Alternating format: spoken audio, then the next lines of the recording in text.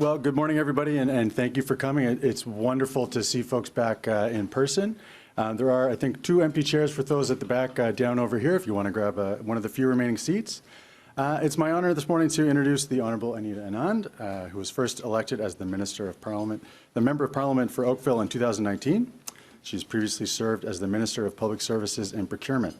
And as Minister of PSBC, Minister Anand oversaw the successful procurement of PPE and vaccines for Canada during the COVID-19 pandemic. I think something we'll hopefully get into a little bit in the conversation today. And the Minister worked previously as a scholar, a lawyer, and a researcher. She's been a legal academic, including as a professor of law at the University of Toronto, where she held the J.R. Kimber Chair in Investor Protection and Corporate Governance. She served as Associate Dean and was a member of the Governing Board of Massey College and the Director of Policy and Research at the Capital Markets Research Institute at the Rotman School of Management. She's also taught at Yale Law School, Queen's University, and Western University. Minister Anand holds a Bachelor of Arts, Honours in Political Science from Queen's University, a Bachelor of Arts, Honours in Jurisprudence from the University of Oxford, a Bachelor of Laws from Dalhousie University, and a Master of Laws from the University of Toronto. She was called to the Bar of Ontario in 1994. Minister Anand and her husband John raised their 4 children in Oakville, and like me, she originally is a Maritimer. Everyone, please join me in introducing Minister Anita Anand.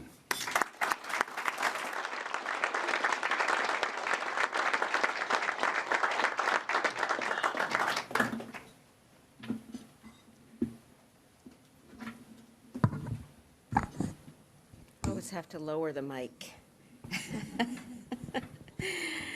Okay, well, good morning, everyone, et bonjour tout le monde. C'est un grand plaisir pour moi d'être ici avec vous ce matin. I'd like to acknowledge that we are on the traditional territory of the Algonquin Anishinaabe peoples. I would also like to extend my heartfelt appreciation to you, Dave, and the entire team here at the Canadian Global Affairs Institute for organizing this very timely conference. As we all know, our world changed immeasurably on February 24th. The rules-based international order, in addition to Ukraine's territorial integrity, is under attack. And Putin's illegal invasion of Ukraine has caused the largest ground war in Europe since the end of the Second World War. Millions of Ukrainians have been displaced, killed, murdered, raped, and we as allies have come together to determine our appropriate response. And we know that one day, hopefully soon, this war will come to an end. And even as we work around the clock to supply Ukraine with the weapons it needs to win this war, we must contemplate the world order that awaits Canada on the other side. And I am so heartened that this conference will focus on this issue today. And in particular, as an academic, these conferences are, or at least used to be, my bread and butter. So I'm particularly grateful for the work that goes into studies and discussions of the type you will have today. So in my remarks, I will make 3 broad points and focus on 3 areas. I'm going to start with our immediate focus, that is Canadian support for Ukraine and our work with our NATO allies in that regard. I will then move on to discuss NORAD, modernization and continental defense, that we will be advancing in the short term.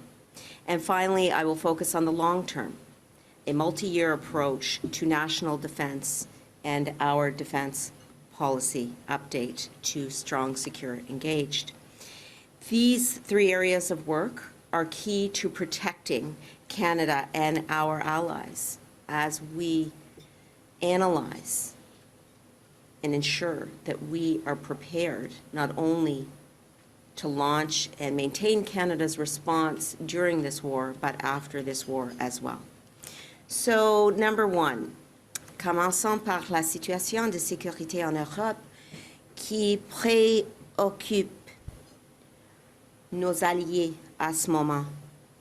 Il y a 2 mois, et demi, la Russie a attaqué, comme nous savons, son voisin souverain et démocratique, l'Ukraine. Et depuis lors, les Ukrainiens se sont battus avec courage de défendre leur pays. Les forces ukrainiennes ont réussi à repousser l'attaque de la Russie sur Kiev, à couler le vaisseau amiral de la flotte russe de la mer Noire et à se battre avec honneur, avec courage pour protéger leur peuple des crimes de guerre de la Russie. And Canada, unlike many of our allies, has long stood by Ukraine's side. Through Operation Unifier, for example, launched in 2015, we have trained over 33,000 members of the Ukrainian armed forces. And this training has helped Ukrainian forces defeat attacks from a much larger neighbor. We've supplied Ukraine with guns, pistols, sniper rifles, Carl Gustaf anti-tank weapons, hand grenades, and cameras for military drones. And Budget 2022 invests an additional $500 million in military aid for Ukraine in 2022-23. Our allies and partners are united in support for Ukraine, and that unity is helping Ukraine win. 2 weeks ago, in fact, at Ramstein Air Base in Germany, I joined over 40 counterparts to discuss Ukraine's most pressing defense needs, where we announced that Canada will supply Ukraine with 8 armored vehicles. Recently, we delivered M777 howitzers to Ukrainian forces, and Canada is training Ukrainian forces in the use of this equipment, a significant ongoing contribution to Ukraine's defense. Cette fin de semaine, le Premier ministre Trudeau s'est rendu à Kiev. Le Premier ministre a hissé le drapeau à l'ambassade du Canada en Ukraine et a annoncé sa réouverture. And alongside President Zelensky, the Prime Minister announced an additional $50 million of military assistance for Ukraine, including additional drone cameras, small arms, satellite imagery, and M777 ammunition. And when we last met, my friend Ukrainian Minister Alexei Reznikov reiterated that Canadian aid has been very helpful in Ukraine's fight against Russian occupiers, and that we are very grateful that Canada stands with us. En bref, le Canada continuera à fournir à l'Ukraine les armes dont elle a besoin pour combattre et gagner cette guerre. Et bien que nous ne nous attendons pas à une attaque imminente contre l'un de nos alliés de l'OTAN, nous devons être prêts à toute éventualité, et c'est pourquoi nous avons augmenté nos contributions aux opérations de l'OTAN. We have added approximately 460 personnel on land, air, and sea to NATO deterrence operations in Europe. And this includes an artillery battery, which has been deployed to the Canadian-led multinational battle group in Latvia, a maritime patrol aircraft, and a second frigate, the HMCS Halifax, which has joined NATO's maritime forces in the region.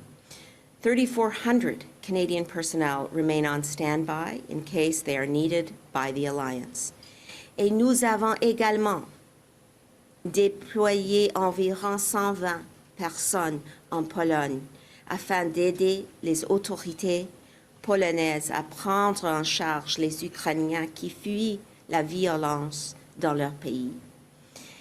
Canada's contributions to Ukraine and our allies will serve our country well, even beyond the present crisis. Our defense partnership with Ukraine is deep and enduring, and through contributions like our 5-year leadership of NATO's multinational enhanced forward presence battle group in Latvia, Canada is building even stronger relationships with our NATO allies that will benefit our collective security in the years to come. We will continue to provide comprehensive military aid to Ukraine. We will continue to contribute meaningfully to NATO operations, and we will always be ready to help defend every inch of NATO territory as is our obligation under Article 5 of the Washington Treaty. Moving now to NORAD and continental defense. As we work to support Ukraine and ensure the security of our allies in Europe right now, we are also laying the groundwork for decisive action in the short term to shore up our continental defenses.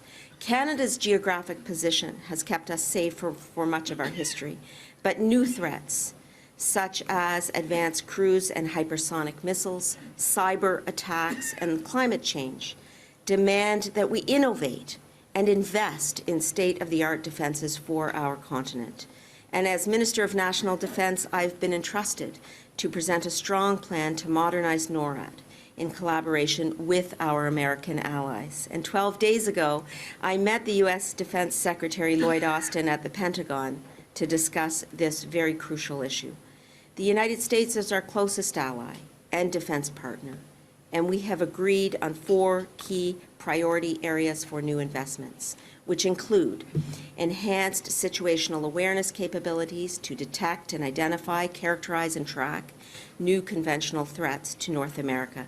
And this means the eventual replacement of the North Warning System and more advanced solutions like next-generation over-the-horizon radar systems. We will also invest in modernized command and control systems to enable faster and better informed decision-making. We will increase defense capabilities to deter and defeat aerospace threats to North America, including by significantly investing in infrastructure for NORAD operations. And we must continue to invest in research, development, and innovation. Et permettez-moi de dire clairement que nous sommes prêts à faire tout ce qu'il faut pour assurer la sécurité continue de notre continent nord-américain. Continental defense is the unwritten chapter of our defense policy, strong, secure, engaged.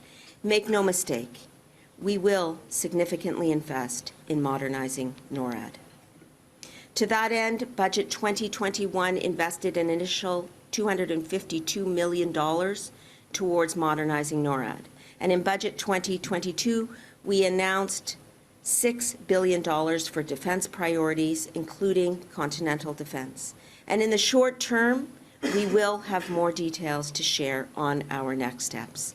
Nous continuerons à travailler en étroite collaboration avec nos partenaires autochtones pour faire en sorte que les avantages économiques soient partagés et que les nouvelles infrastructures puissent également servir les communautés de la région.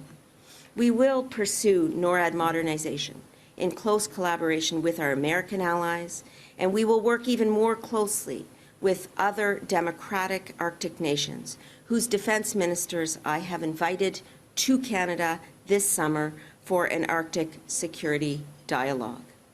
As climate change makes our northern region more accessible, and as adversaries seek to challenge the rules-based international order to suit their own ends, Canada will meet these challenges head-on with new investments in new defense capabilities. Now, let's move to defense spending and policy update. As we gather today to discuss the kind of world in which Canada will find itself after the war, one thing is certain. The demands on our Canadian Armed Forces will only grow in the years and decades to come. And to ensure our military's readiness to meet tomorrow's challenges, we are making significant new investments in national defense. Under this government, Canada's defense spending is once again on an upward trajectory. In 2017, our government released our fully costed and fully funded defense policy, Strong, Secure, Engaged, which raises our defense spending by over 70%. These investments are bearing fruit, something that I think commentators often forget. New Arctic and offshore patrol ships are in the water. We have entered the finalization phase of the procurement process with Lockheed Martin for 88 new fighter jets, and we are investing in 15 new Canadian surface combatants for our Navy. But we know that we need to do more. Through Budget 2022, we are investing an additional $8 billion in national defence to improve the capabilities of our Canadian Armed Forces, to keep us safe from cyber threats, to arm Ukraine, and to better support our people through health and wellness programs and culture change. We will also update our defence policy to better reflect current defence and security climate. To be clear, Strong, Secure, Engaged remains the foundational document for how we support and equip our Canadian Armed Forces. But threats are evolving quickly, from hypersonics to cyber attacks to the reemergence of great power competition. In other words, the world we live in today differs from the threat assessments that underpinned Strong, Secure, Engaged in 2017. Cette mise à jour de la politique de défense garantira que nos forces armées restent fortes et capables même face à des nouvelles menaces. And we will look to bolster our domestic and continental defenses and how we engage internationally in the Indo-Pacific and in response to growing Chinese activity in the region. We will increase Canada's presence with more port visits, more training, and more exercises with international partners and allies.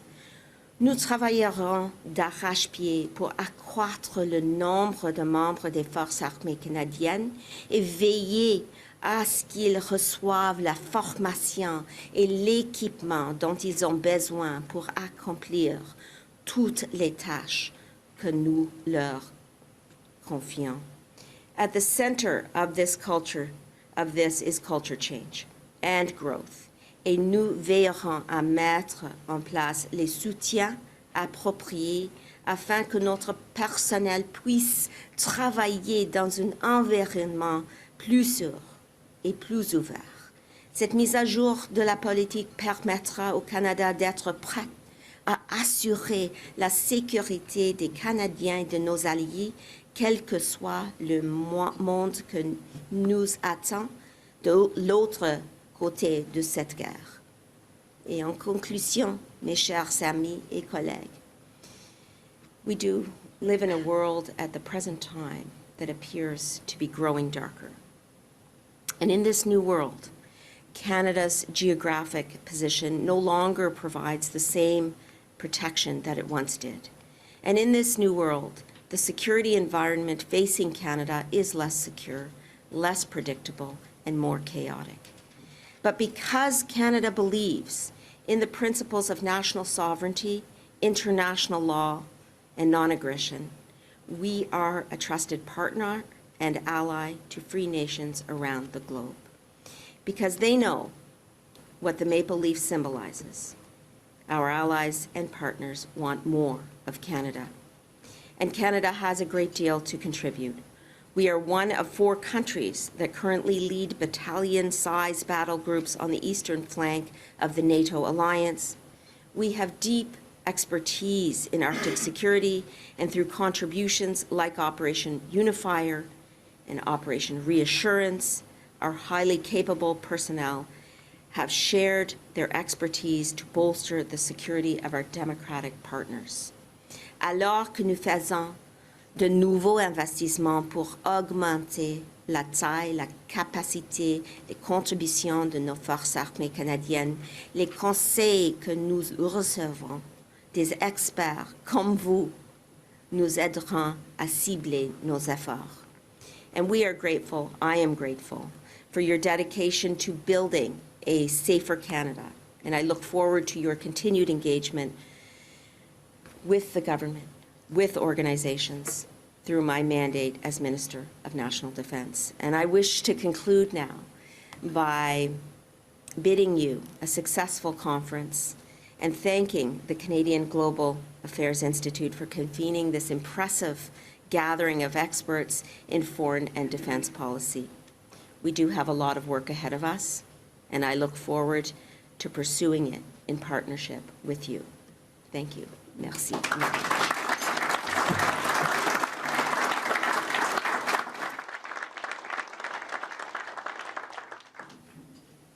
Okay. Minister Minister, despite a very busy schedule, has indicated she has a couple of minutes for questions, so I just invite you to take a seat and try and get hooked up. Just to check on the quality, everybody can hear me? I haven't had a chance to have a mic on in about 26 months. Great.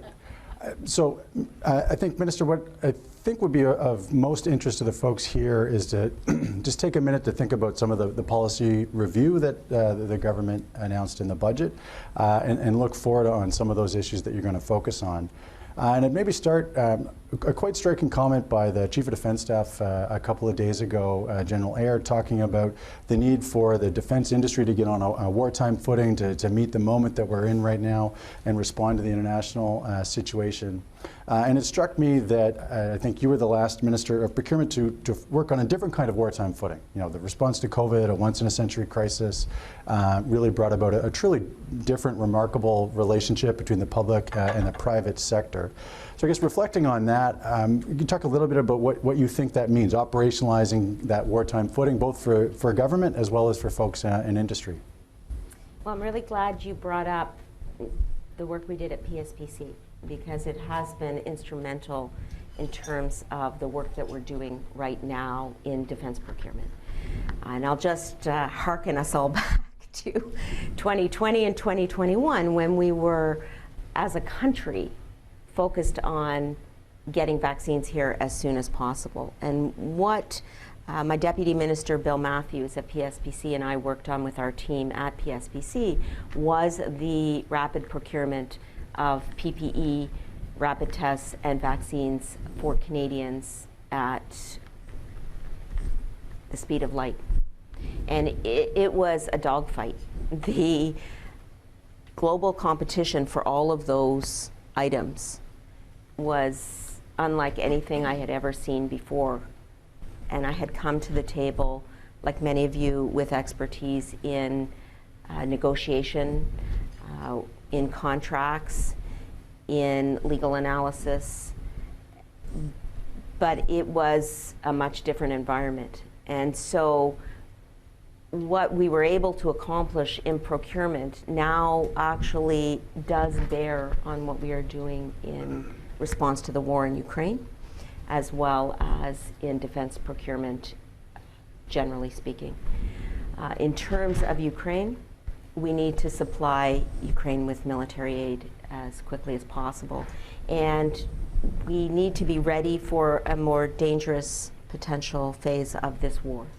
And so the first point, of course, is to be very tight with our allies and with Ukraine itself. And our partnership with Ukraine since 2015, including a partnership that is permeating the relationship between the Canadian Armed Forces and the Ukrainian Armed Forces, has been instrumental in terms of the learning, in terms of the training, in terms of the handover of Canadian military aid to the Ukrainians. In addition, and to focus particularly on the procurement piece, we have had requests for specific items from Ukraine. And the key example I will use here to illustrate the point is in the area of cameras for drones, these precision cameras that we make in Canada. And we got a request from Ukraine directly to supply these cameras for their drones. And we were able to turn around a contract within 3 or 4 days and get the cameras over to Ukraine within a week. And the cameras were immediately affixed to the drones and used in combat. And now we have a contract for the maintenance of those cameras, and we will maintain them and send them back, and we're also supplying additional new cameras. So that's innovation in contracting. Innovation in the sense that it's not the typical, traditional type of military procurement contract that one would contemplate when one thinks of military aid, first and foremost. And second, it speaks to the, I don't want to say expertise because it sounds immodest, but the ability for us to bring our knowledge from procurement to defense. And essentially the team that Bill Matthews and I are with General Wayne Eyre is a triumvirate that works well. We meet daily, sometimes twice daily. That's the type of team I like to lead, and that's the type of team that will continue to deliver in this area. Thinking more broadly about the defense review, so beyond just the procurement, you mentioned the ongoing work that's going on with Continental Defense, strong, secure, and engaged. It remains the extant defense policy. I guess, have you done any thinking that you could share about the relationship between those different pieces? How will the ongoing review kind of link or nest with pre-existing work on those other fronts? And what are the mechanics of unrolling that? Okay, so 2017, strong, secure, engaged, big moment. An important foundational policy, and it remains the foundation for what we are doing in defense. And as I said in my remarks, strong, secure, engaged is delivering. It's fully costed, fully funded. We have Arctic offshore patrol ships in the water. 3 have been delivered, 2 are in the water. 1 has circumnavigated the North American continent. 6 in total will come from the Irving shipyard in Nova Scotia. Home province. The 88 new future fighter jets, the F-35s, which has been very important in terms of interoperability, our discussions with the U.S. They are very pleased that we are going to be working on the same footing with regards to the future fighter capability. But when we look at the current threat environment, as well as the capabilities of our Canadian Armed Forces, we need to reevaluate, reassess, and put forward new thinking to layer on top of strong, secure, engaged. I mentioned some of the threats, the hypersonic missiles, the environmental threats, the threat of war, the need to shore up our Arctic sovereignty and defense. But I want to go beyond procurements, which often people think about when they think about defense policy. I want us to think deeply about the word capability. What does capability refer to? Capability at rock bottom requires us to have a Canadian Armed Forces where every single person can go to work, put on a uniform, and feel safe, respected, and protected in that environment. Recently, I bid adieu to our Canadian Armed Forces personnel on the HMCS Halifax in Halifax. And I spoke with a number of Canadian Armed Forces members. And that really drove home to me the need for us to think of our operations in terms of the people on the HMCS Halifax, the people in Wainwright, the people in Borden, the people in Reassurance, the people undertaking our operations domestically and internationally. And that requires us to focus on reconstitution and recruitment and retention, and indeed ensure that the Canadian Armed Forces is a place where everyone feels safe, respected, and protected. And so that's a priority, and that will be reflected in the defense review. So as a last question, and maybe this draws right off the personnel comment, but recognizing that there's a number of different geographic areas that you touched on in your remarks, a number of different capability areas. You can't do everything immediately, no matter how innovative and hard everyone's going to work. Are there particular areas where you think in the real short term are priority areas for that new investment, either in money, procurement, personnel? Are there particular areas where you think it's most important to move first? So you want me to talk about what we're going to buy with the $500 million before we've put that out there? Listen, I will say that we should be referring to those guideposts that I just mentioned when we think about the $500 million for Ukraine. We need to make sure that Ukraine is supported militarily. We are thinking big picture in terms of military aid for Ukraine. We are also working together with our allies and not simply making one-off procurements that wouldn't make sense given what else is going to Ukraine. So on that point, I will say the M777 howitzers that we sent, that was over a quarter of our stock of M777 howitzers. But it also made sense in terms of what our allies were doing. So we were closely aligned with the United States in particular in terms of what they were sending and what made sense for the Ukrainian Armed Forces at that moment in response to what was being requested by Minister Resnikov, President Zelensky. And so in terms of our procurements, and I guess this is part of the innovation, the expertise that comes to us at Defense from PSPC, we aren't operating in a vacuum here. And the key will be to make meaningful investments with that $500 million that we can rely on and the Ukrainian Armed Forces can use to fight and win the war. Now, I think your question, though, focused kind of more specifically on the defense policy and perhaps the $8 billion in Or whatever may come next. whatever may come next. I think, as I said, the guideposts that I laid out in the speech are important. We will focus on the changed threat environment. We will focus on continental defense and NORAD always. We will always support our multilateral alliances, especially through NATO. And the defense review will focus on all of those guideposts.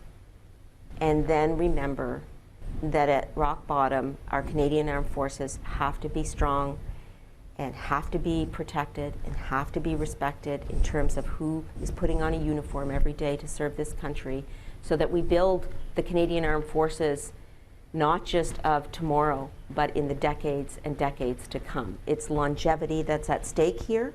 This is a crucial moment in the force's history. We are building the foundation now and rebuilding and essentially respecting the work that they have done for decades and decades and ensuring that they can continue to do that work for which we are so grateful. And I'll just say that part of what I've been trying to do as defense minister is to actually go to the bases, because I don't think I can actually do my job unless I'm speaking with the Canadian Armed Forces. It doesn't make any sense for me to be thinking about defense policy unless I've actually spoken with the troops on the ground. So I've been to Borden, I've been to Edmonton, I've been to Shearwater, I'm going to Saint Jean on Friday, I'm going to Wainwright on Thursday.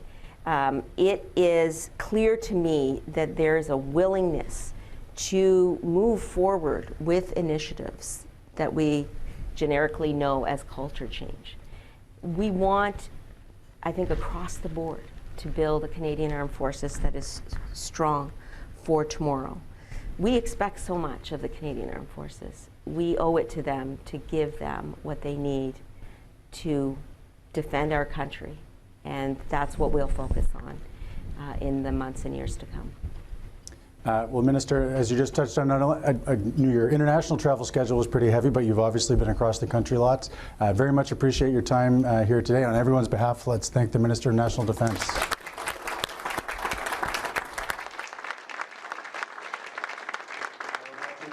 Colin.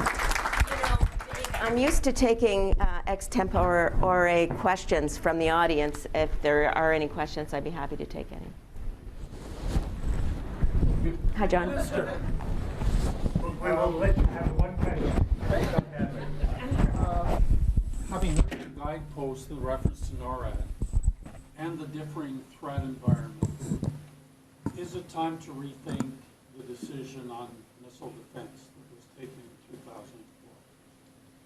Well, we are certainly taking a full and comprehensive look at that question, as well as what it takes to defend the continent across the board. So we will have a lot more to say on this in the months to come. But I want to assure you and everyone here that we are leaving no stone unturned in this major review of continental defense. We do not refer to it as NORAD alone. We are taking a very bold and aggressive look at what we need to do for the defense of the North American continent, which we would have done anyway, but which the war in Ukraine highlights is even more necessary today. Thank you for the question. Thank you.